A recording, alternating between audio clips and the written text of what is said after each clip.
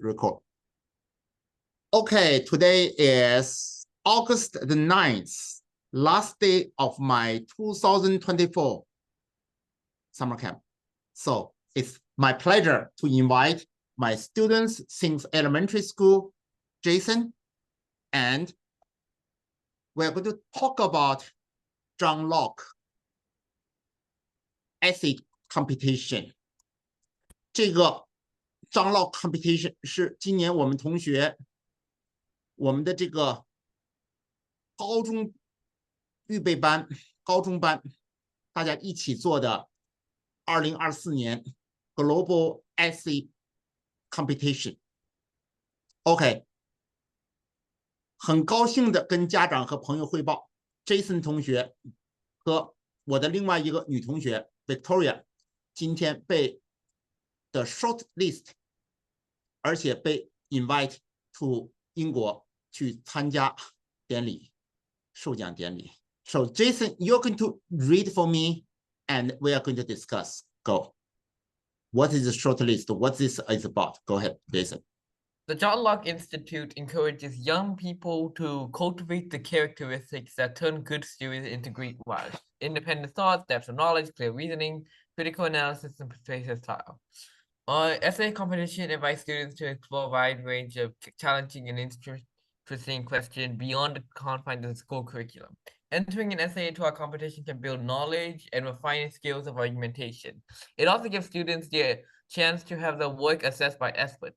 All of our essay prizes are judged by a panel of senior academics drawn from leading universities, including Oxford and Princeton, under the leadership of the chairman of examiners, former Cambridge philosopher, Dr. Jamie White. Okay, stop here. Let me explain. 这一个是一个非常了不起的一个作文竞赛，它是在全美国和英国最了不起的大学，牛津大学、普林斯顿大学，而且是以他们的剑桥的哲学家为主要的 chairman of examiner 给同学们做 judge。他的这个比赛的宗旨就是不要受学术框架 school curriculum 的限制，培养同学们的 critical thinking。第一是呢，培养是他们的 independent thought。每一个同学做自己的 independent thinking， 不要受老师的影响，不要受学校的影响，不要受他的 instructor 的影响。所以说我们的这个班级 Jason 的这个班级，我们都是高中生和将要去高中生的同学。我们 Jason 从小学一直在上我们的高中课，所以说我们每次课程的时候，大家进行辩论，和老师辩论，同学之间辩论。Depth of knowledge， 同学们需要自主的去选取题目。Jason 的同学的题目是自己选取的，所以说呢，老师的责任是帮他寻找资料，并且 challenge 他的想法。老师作为同学的对手 ，OK， 帮助他提高自己的思维水平 ，clear reasoning， 要把老师说服。要把同学们说服 critical analysis， 同学自主的 research， 然后把自己的同学们能够说服，首先要说服自己，再去说服别人，在总结好自己的思想的基础之上，才能形成自己的 persuasive style。然后同学会把我们平常讨论的内容跟我们朋友们分享一下。最主要的是打破 school curriculum， 把各种学科下面提到的各种学科融会贯通的同学们切磋琢磨。Jason, you read the next two paragraphs. Okay, keep on going. We are here. The judge. The judges will choose their favorite essay from each of the 7 subject categories: philosophy, politics, economics, history, psychology, theology, and law, and then select the winner of the grand prize for the best entry in any subject. There is also a separate prize awarded for the best essay in the junior category for under 15-year-olds. 所以说 Jason 同学今年是14岁，一直到19岁14岁到15岁是 Junior Category， 是低级班，是相对容易的题目。然后呢，从15岁、16岁、17岁、18岁、19岁这些年，我们每年要写一个作文或者多个作文去提交。我们每年有一次切磋琢磨的机会。我们学习的题目是什么 ？Philosophy， 因为的主要的 examiner 是一个哲学家，所以说我们的课程这也督促我们的课程多向哲学方面转移，用哲学的思维方式来讨论其他的内容，比如说政治学、经济学、历史学、心理学、宗教神学和法律。比如说我们上的哈佛大学的法律的课程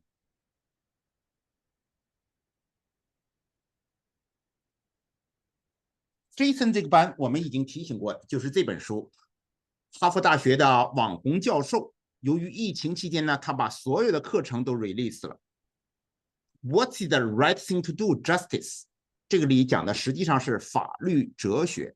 所以说呢，我们在以后在学习的过程当中呢，第一要探讨是哲学问题。这个是高级班的，也就是说一直到19岁的 Jason 同学把这几个哲学的题目读一下，然后我们探讨一下。Go ahead, Jason. Philosophy. Question 1. Do we have any good reasons to trust our moral intuition? Question 2. Do girls have a moral right to compete in a sporting contest that excludes boys? Question 3. Should I be held responsible for what I believe? Very interesting, and none of them are easy. 现在正是巴黎奥林匹克运动会 ，OK， 然后呢，男性变性的运动员参加女性的竞赛，哲学上有所依据没有 ？Do girls have a moral right to compete in sports contests that exclude boys？ 如果是男孩玩的运动，不能够禁止女孩的加入，那女孩的运动能不能可以exclude boy？ 我们在探讨这些内容。第一个是最难的一个问题啊，我们会要学习什么是 moral intuition。Do we have any reason to trust our moral intuition？ 这个是挺难的一个问题。OK， 那下边那个政治学的问题，你读一下。Question 1. Is there such a thing as too much democracy? Question 2. Is peace in the West Bank and Gaza Strip possible? Question 3. When is compliance complicity? 第二个问题是非常难的，也是 almost impossible 的一个问题，而且现在的政治气候下，也是一个非常 dangerous 一个 question， 一个非常危险的一个题目。所以说，这个 John Locke Institute 这些大学教授们还在鼓励孩子们 independent thinking。Is there such a thing as too much democracy？ 今年是美国的大选年，1924年，而且竞争之激烈是前所未有的，辩论之激烈是前所未有的。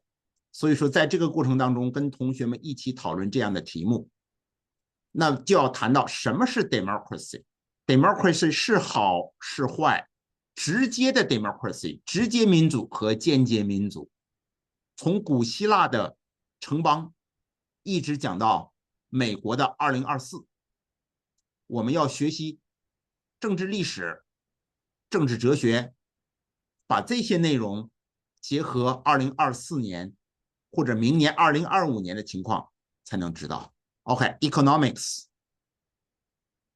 Okay, we are talking history. History is what Jason likes.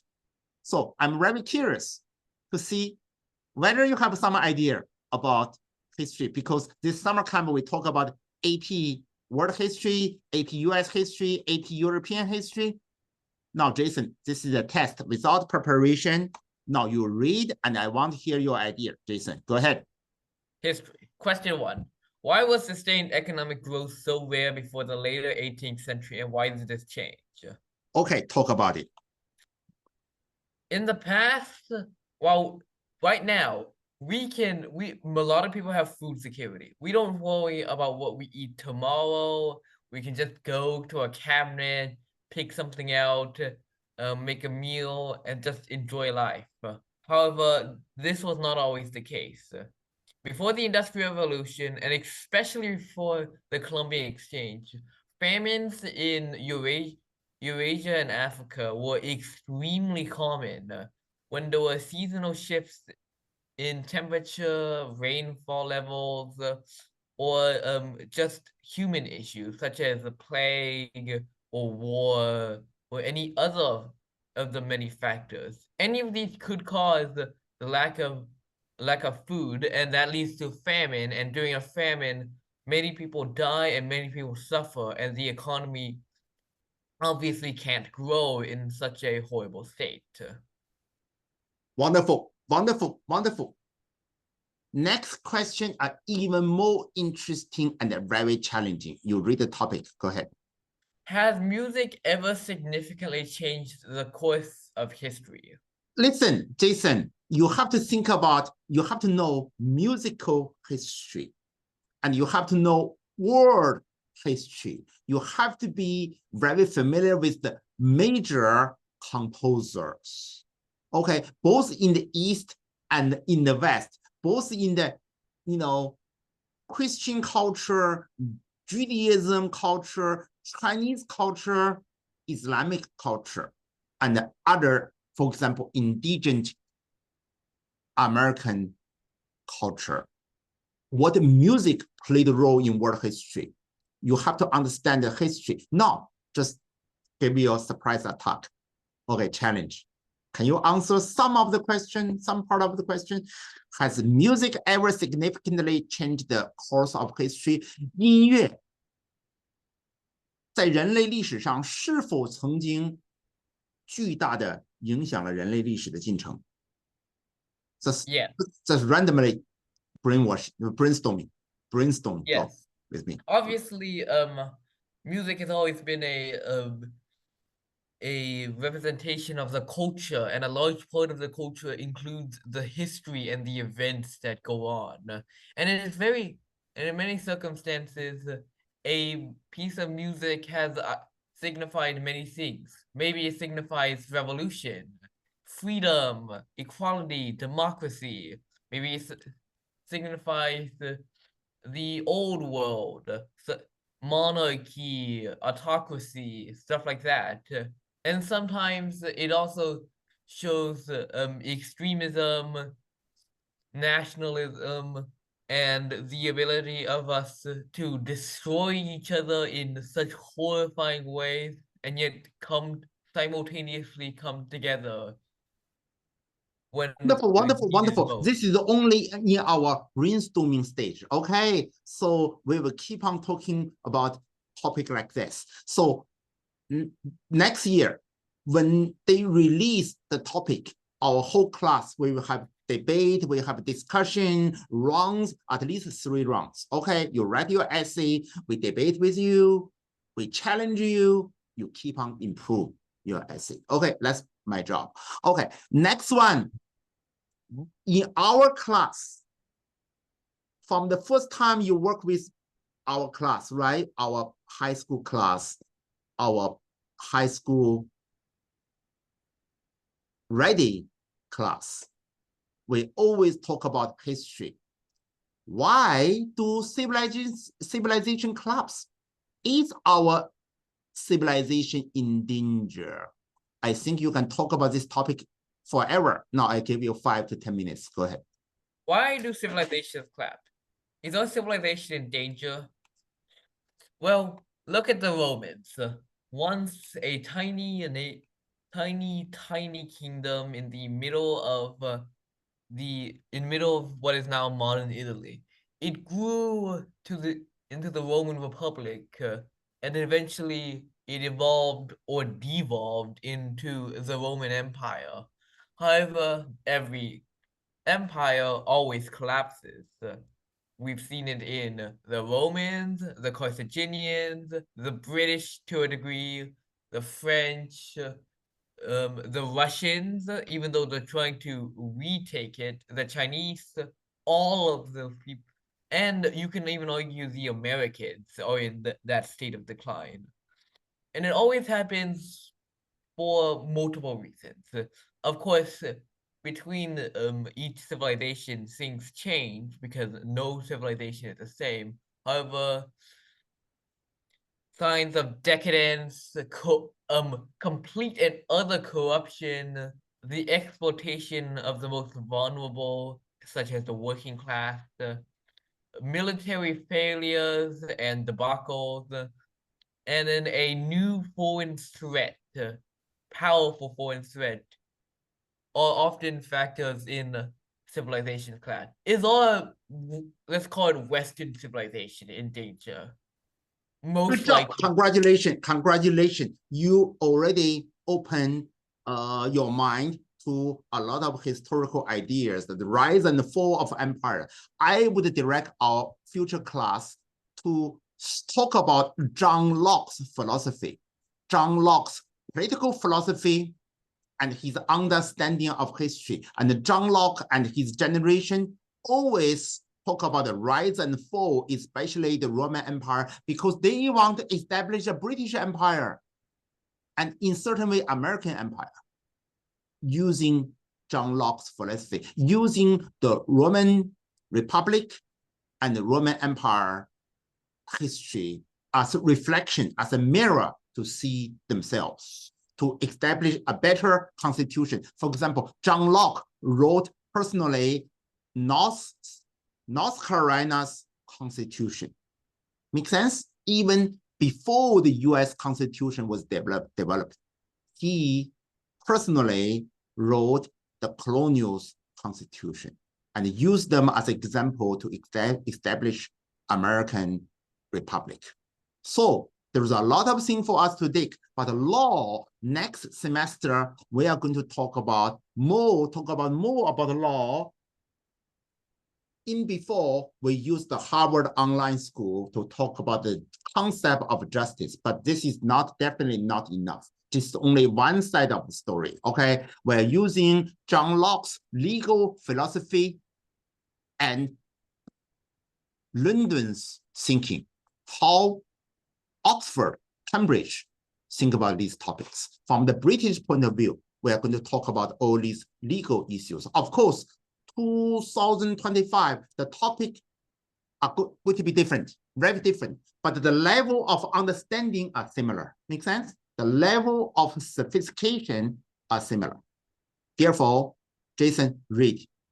If it's interesting, you can comment a little bit. Go. Question When, one. if ever, should a company be permitted to refuse to do business with a person because of the person's public statement? Well, they already do that, so this is more of whether that was a good idea or a bad idea.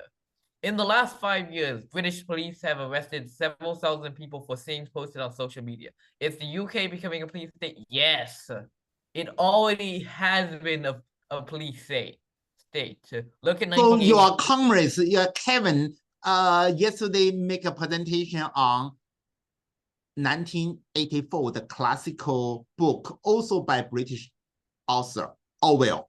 Make sense? So it's so timely to read 1984. So the two topics are totally connected. So is the UK become a police state? So we are going to research in the year 2024 what's going on in the British politics and the law enforcement. Okay, so that's at least an interesting topic. Go ahead. Question 3. Your parents say that 11 p.m. is your bedtime, but they don't punish you if you don't go to bed at 11 p.m. Is 11 p.m. really your bedtime? No. If a law without enforcement, are they law or just suggestion? So Prohibition. But to write a very good essay, this is this is not the topic I'm going to choose. Okay, now you talk. Go ahead. What do you think? No, not at all. Not at all. Because all laws need enforcement. I mean, the 14th and 15th Amendment are noble causes and should be taken up, at least in many people's opinion. However, Southern states just used loopholes, and then because no one was properly enforcing the law, especially after the Democrats came back to power in the 1870s. Nothing really happened, and it took monumental change for these things to happen. And then look at prohibition. The U.S. government said that we ban alcohol. Except Good job, they had a 1930s bill prohibition. Good job. Keep on going. Except the conservatives running the country were also the small government, big business type. So they didn't want to get the proper funding for those new agencies. And when no one's enforcing the law, or even worse, when the criminals are literally bribing the police, and the police have literal parents that are drink, who they do not want to arrest. What's the point at that point? And then especially considering the fact that whenever someone did try enforcing the law, it turned into a legal nightmare because there was so Okay, good job, good job. That's enough. That's enough. If I don't stop you, you will take me forever, and I'm a busy person. And but anyway, we will keep on talk about these interesting topic in our future classes. Okay, especially when your comrades join you, we have two groups. One group pro and con. So we fight with each other intellectually as a gentleman. Okay? Okay. As a gentleman. Psychology, no, you have to wait for AP psychology class. We talk about these silly things, these silly things. What is the difference between psychiatric illness and character flaw? No, we're not going to talk about that. No, theology. No, I'm not going to talk with you. No, I'm not going to talk with you about theology. No, gentlemen. No, genius prize. You have to discuss all three of them and why you choose yours, and read for me your prize-winning essay. Share with us. Go. Junior is for a 13-year-old to 15 years old. You are 14, so you are in this category. Go ahead. Junior prize. Number one. Question 1. Does winning a free and fair election automatically confer a mandate for government? Yes or no? Yes or no? Ideally, yes. Okay. But unfortunately, yeah, free and fair elections aren't a thing. So there needs to be more scrutiny behind the winners, because obviously they could have rigged the elections. They could have convinced people to like monetary benefits, or more sinisterly, threaten people for multiple reasons. It's happened in the past, and it will happen again. Wonderful. That's a very strong argument. But as always, I have to provide my service as a devil's advocate to challenge you, right? What if in this community, especially in this community in economic crisis, right? In economic crisis, people freak out. And the majority of the people, for example, the population is 100 people. 90 people voted to take the right of 1% or 0.1% of minority to say, hey, they take all my job, all our job. Let's kick them out of my country because it's bad for the community. And let's, even better, not only we kick them out, but we take all their money. And they will divide their money. We are all rich. Everybody benefit. Now you don't have a job. You don't have saving. Your kids are not educated. Let's do that. It's actually happened in certain country, in certain part of the history. So we have a free election. It's a fair election. Majority of people want to kick these people out or take their property, or sometimes even kill them all. The government have the mandate. Is that automatically give them legitimacy? Come on, keep on going, talking. Okay. What do you think? What do you think? What do you think? It's hard, all right? You cannot answer my question. Keep on going. Has the anti-racism movement reduced racism? Let's say yes or no. like Black Lives Matter movement? On the surface, yes.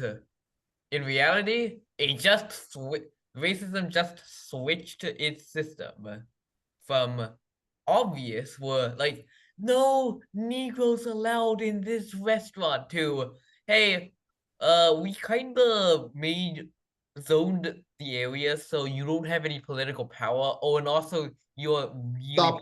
It takes us forever. Now you take your stand, you have to prove it. You have to persuade others. You have to make your thinking very clear. Number one, persuade yourself. Number two, persuade people like me, okay? Which is not a very easy job.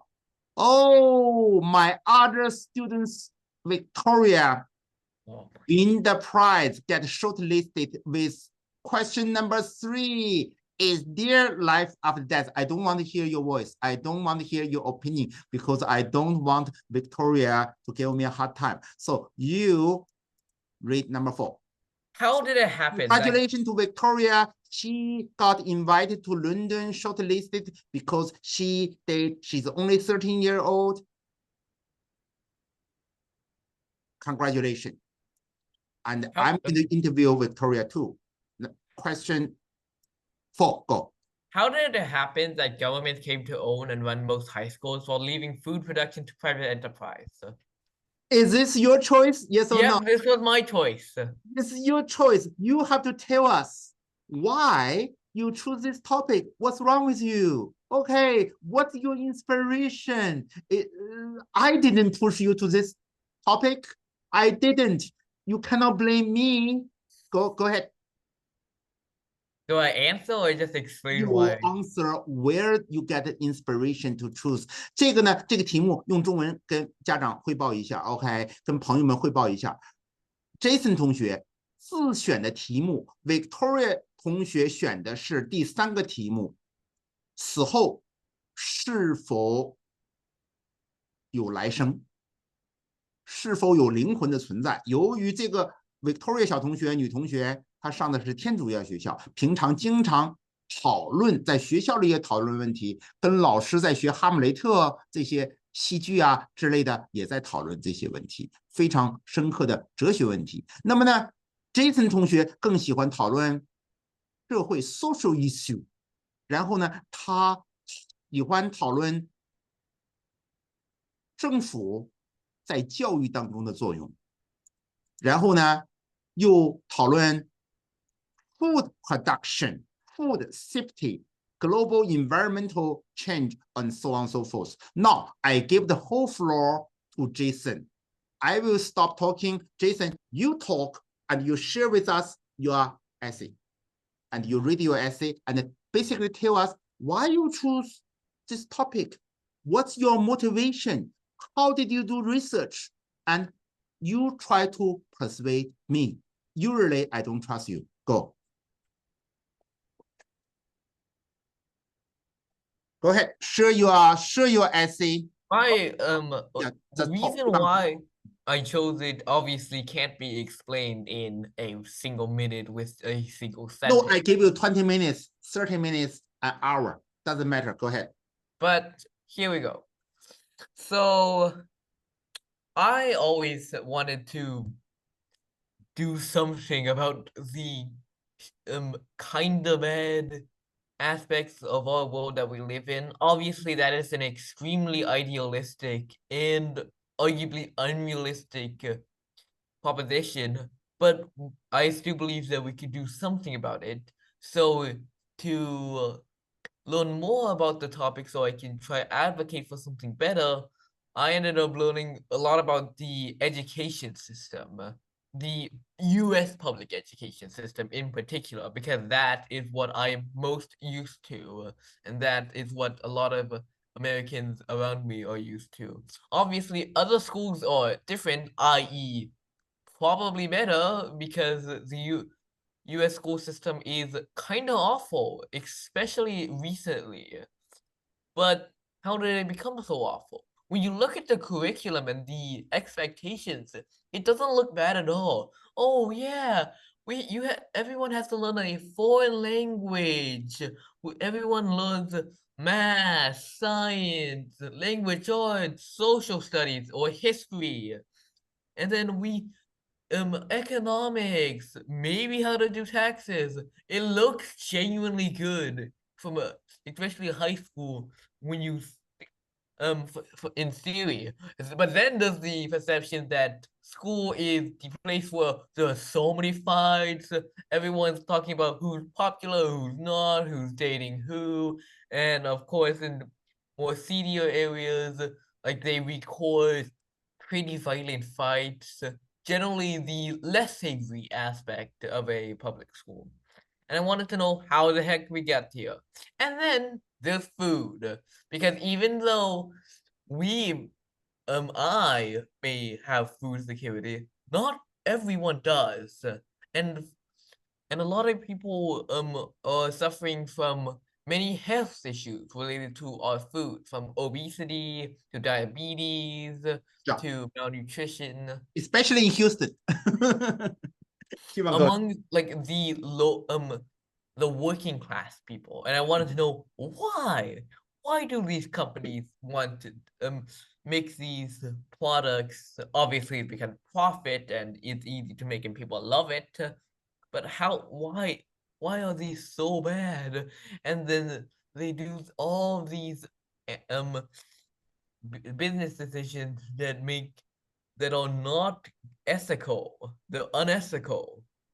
Yes, they create profit, and I mean to technically because they have a Monsanto probably had a retinue of loyal lawyers ready to defend them at all costs, but that's what made me think about a world, and that's what Okay, made you me make me feel guilty. I'm going to change. Number one, in your guys' class, I used to bring Coke product to you guys, right? Sprite, because you guys forced me, right? And the whining, and I buy you guys chips.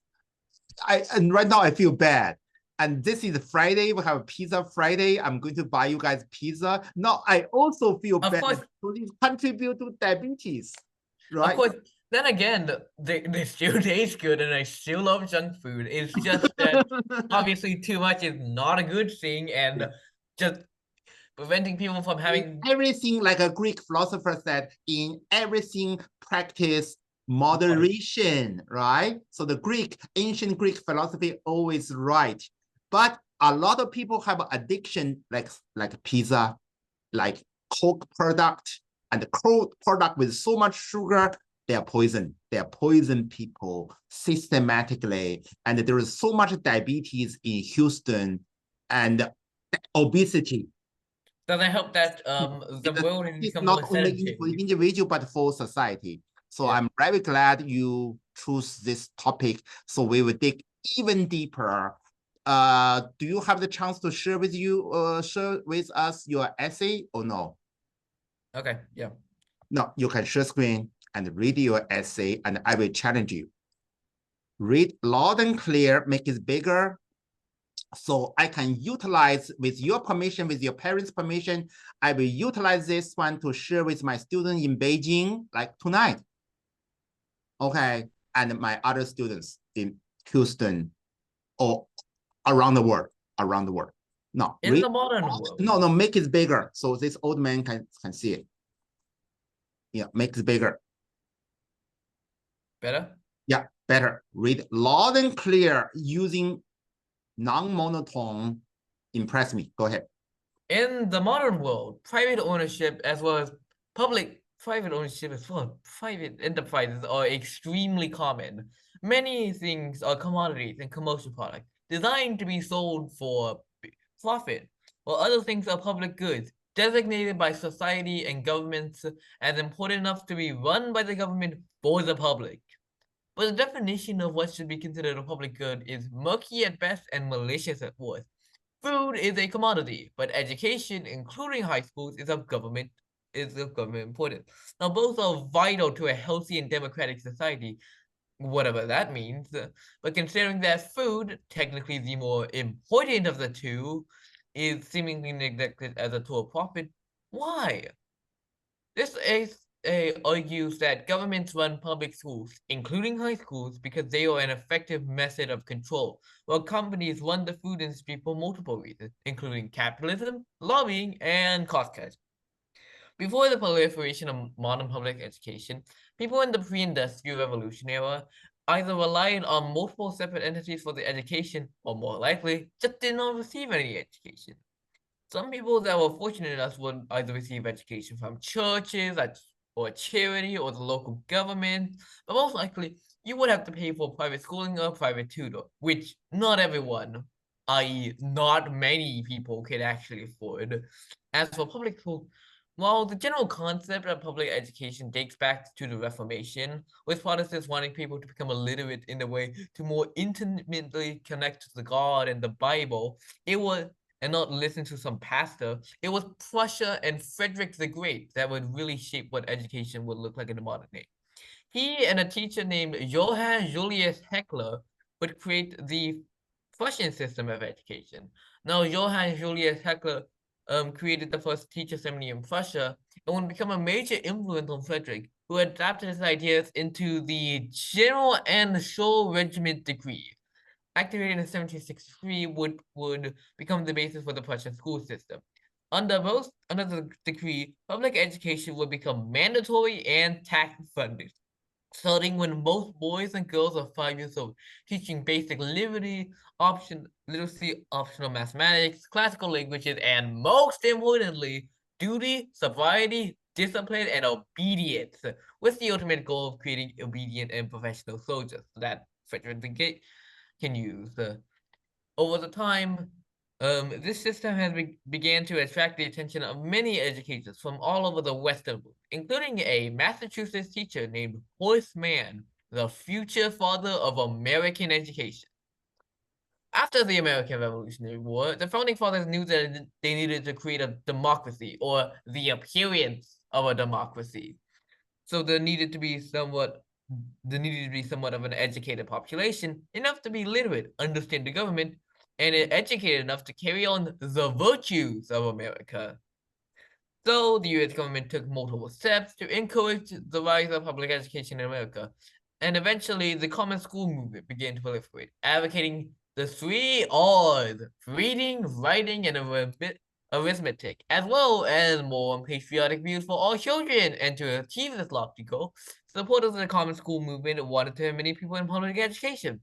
This sounds great. What is the problem? The problem lies in this group of it. There is a reason why public schools are run by the government. It's the same reason the Prussian public schools taught the value of duty, sobriety, and discipline. Children are impressionable and moldable, per se.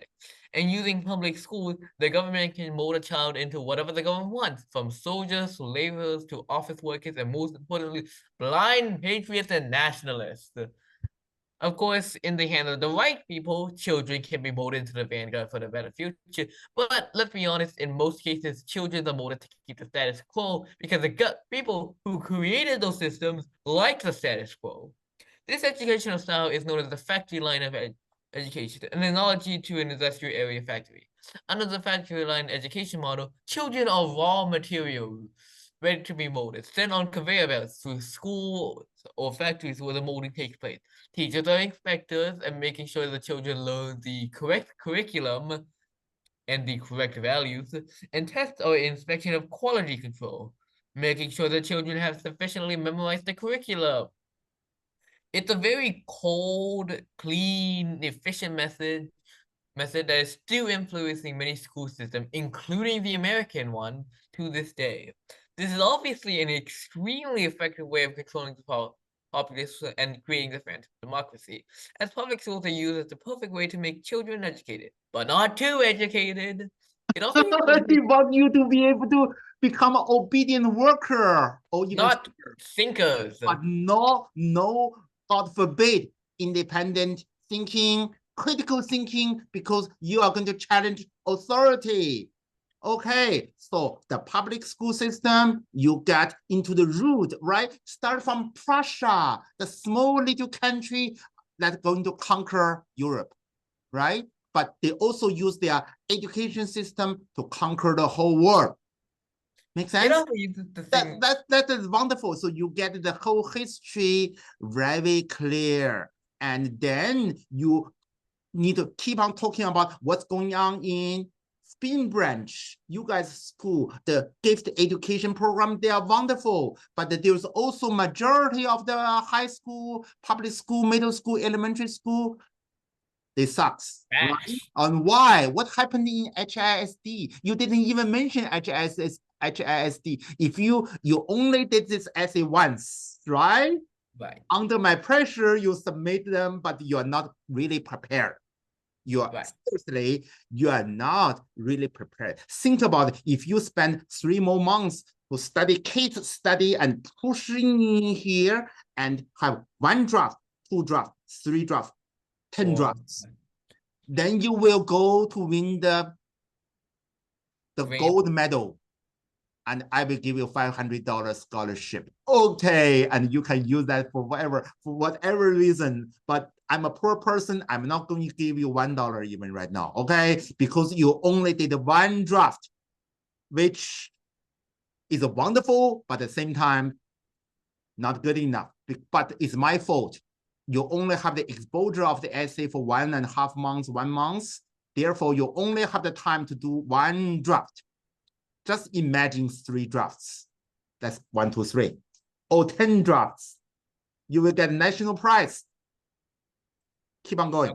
Keep on going. It also uses the same system for each unique child and makes students who greatly benefit from the science as successes, quote unquote, and those who do not as failures, quote unquote.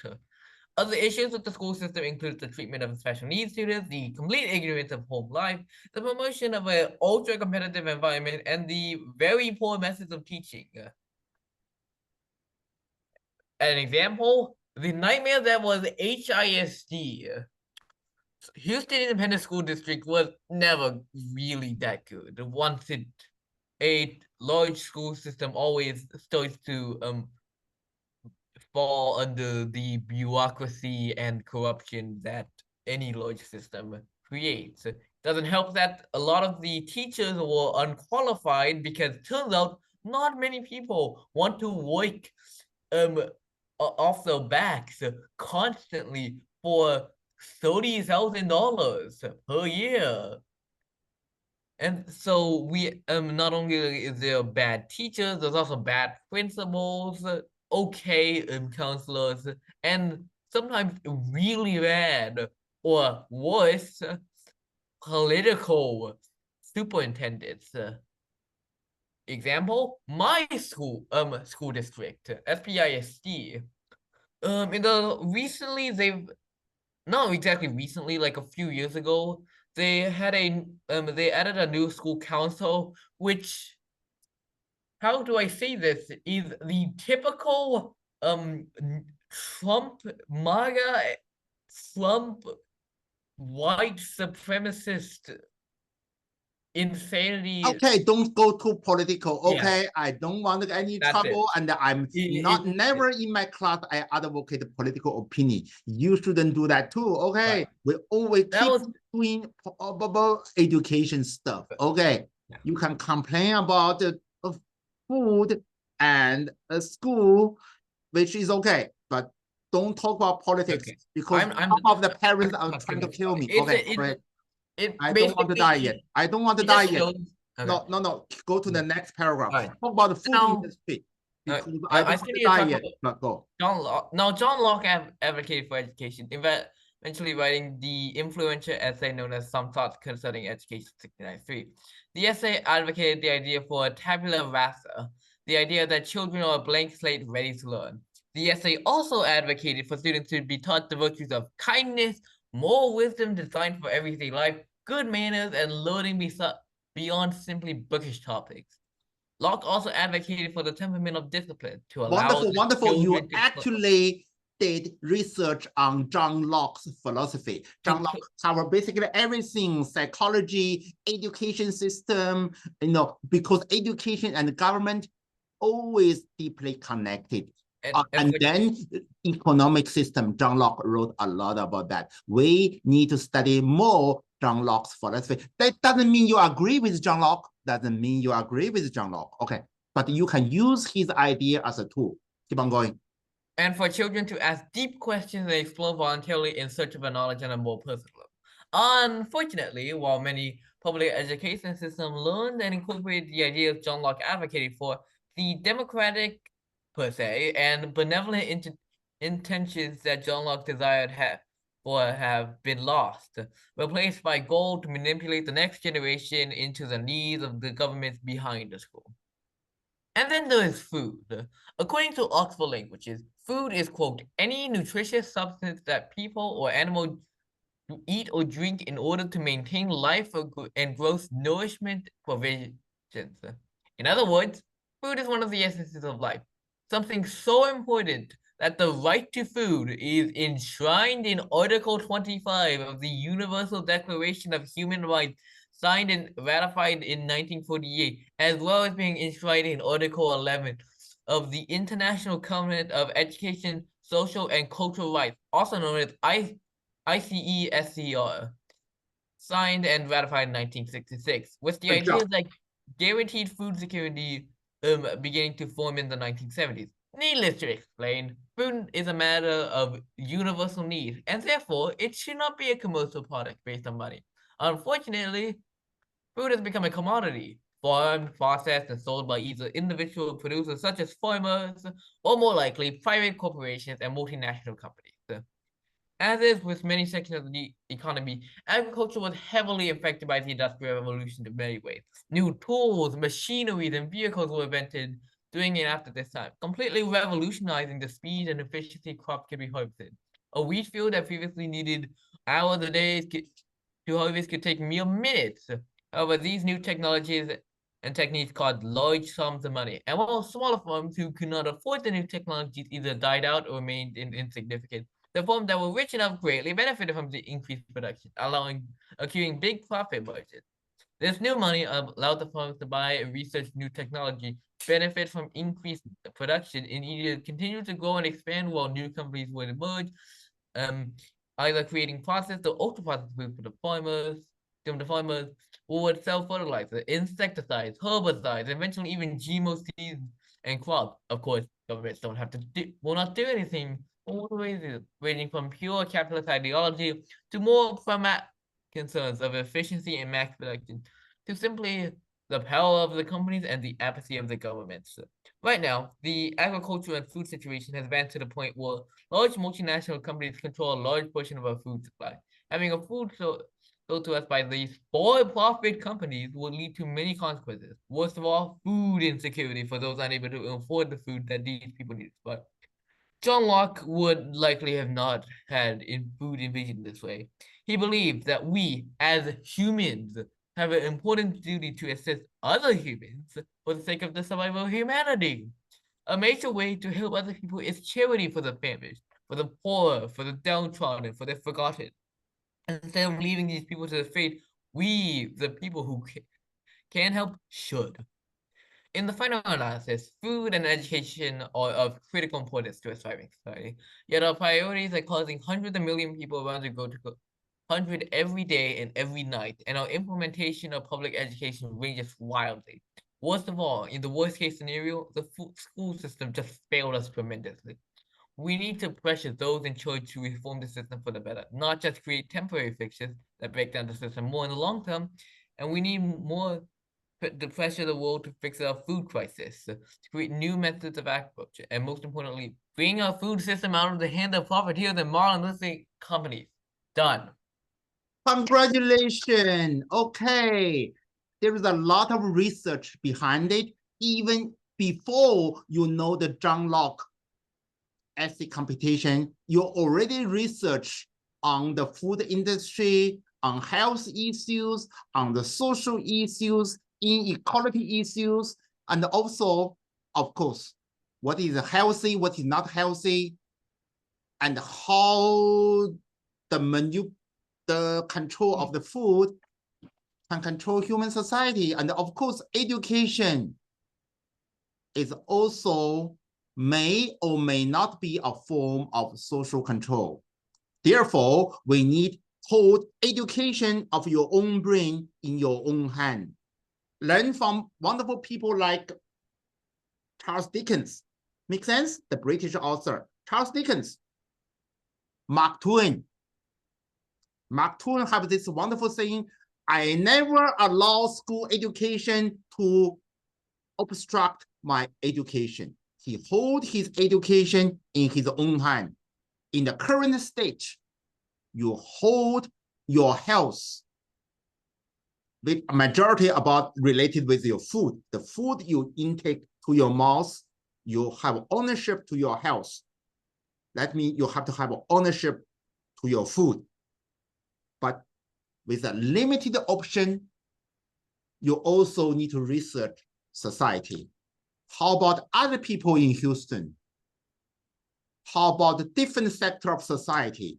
Not everybody can buy whole food in the whole food market, right? Whether the GMO food is safe or not, I don't know. You research. Our class has been debating about the GMO product forever for the last 10 years. And my students already graduate into medical school or even become a medical doctor or in the other field of life. We debated GMO food. And how about is whole food, organic food industry is a scam or is it really good industry or not? Do we have any alternative? I have no answer. You guys have to dig it. Congratulations, we will keep on doing our research and you hold me responsible and you hold yourself responsible every year. We do one essay to submit to London till you are 19-year-old. Okay, enjoy the rest of my summer camp. All right, done. Bye.